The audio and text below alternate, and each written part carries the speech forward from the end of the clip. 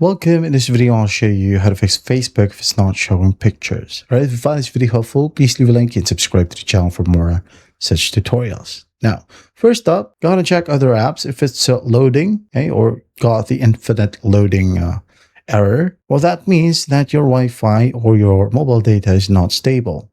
Okay. Now, when you go ahead and go to your control center, go ahead and at least try switching to Wi-Fi. Okay, if you are using mobile data or vice versa. Go ahead and check which got the stable connection. And if your Wi-Fi got the issue, well, just wait it out as your ISP is going to fix that for you. Okay. Now, if that's the case, you're good to go.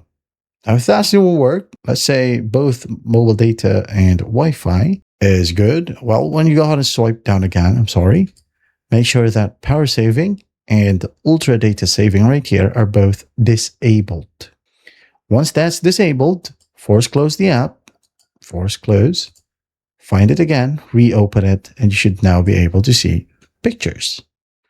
Now, if that still won't work, close it, find the Facebook app icon, tap and hold if you're using Android, information icon right here, and then go and scroll down and tap on storage. Tap on clear cache first, and cache right here will be cleared.